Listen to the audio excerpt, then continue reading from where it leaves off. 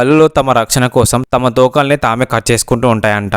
అంతేకాకుండా కొన్ని నెలల తర్వాత ఆ తోక మళ్ళీ పెరుగుతుంది. పచ్చదనం ఉన్న పార్కుల్లో తిరగడం వల్ల మెదడు చాలా చురుగ్గా ఉంటుందంట. అంతేకాకుండా మెమరీ పవర్ కూడా పెరుగుతుందంట. పందులు తలపైకి ఎత్తి ఆకాశాన్ని చూడలేవు.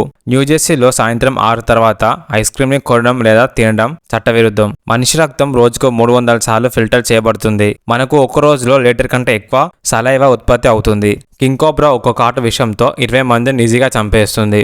బ్లూ వేల్ నాలుక బరువు ఏనుగు కంటే చాలా ఎక్కువ ఉంటుంది. తెల్లటి పాలరాయితో కట్టబడిన తాజ్మహల్ అక్కడి పొల్యూషన్ వల్ల రాను రాను ఎల్లో కలర్ లోకి మారుతుంది. మనం ఫ్యూచర్ లో తాజ్మహల్ ని వైట్ కలర్ లో చూస్తామో లేదో ఎవరికి తెలియదు. మీరు ఎంతమంది తాజ్మహల్ ని చూసారో కామెంట్ చేయండి. ఇండిపెండెన్స్ కోసం బ్రిటిష్ వారిపై మొదటిసారి యుద్ధం చేసింది హైదర్ అలీ మరియు టిప్పు సుల్తాన్. 1780 మరియు 1790లోనే వీరు ఇద్దరు బ్రిటిష్ వారితో జరిగిన యుద్ధంలో భారత చరిత్రలోనే ఫస్ట్ టైం స్టీల్ తో తయారు చేసిన మిసైల్ రాకెట్స్ మరియు ఐరన్ బుల్లెట్స్ ని యూజ్ చేశారు.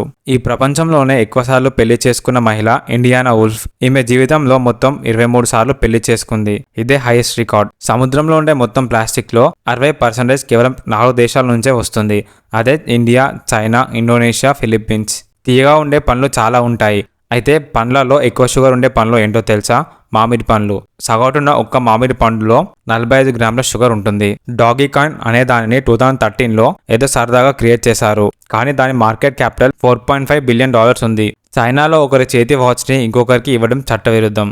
అలా ఒకరి వాచ్ ఇంకొకరికి ఇవ్వటం అక్కడ చావు సంకేతంగా చూస్తారు. టైటానిక్ షిప్ సముద్రంలో మునిగిపోయిన తర్వాత ప్రపంచంలోనే అతిపెద్ద షిప్స్ నిర్మాణం అయిపోయిందని చాలా మంది అనుకున్నారు. కానీ 1979లో జపాన్ ఒక షిప్ ని తయారు చేసింది. దాని పేరు సీవైస్ జెయింట్. ప్రపంచంలోనే అతిపెద్ద షిప్ అయిన ఈ షిప్ యొక్క రిపేర్ ఖర్చే 2200 కోట్లు అవుతుంది. అంతరిక్షంలో తాగిన మొట్టమొదటి సాఫ్ట్ డ్రింక్ ఏంటో తెలుసా?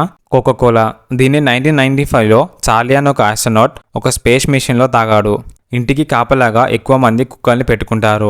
అయితే యాన్షియంట్ చైనాలో ముసల్ని ఇంటికి రక్షణగా ఉంచుకునేవారు.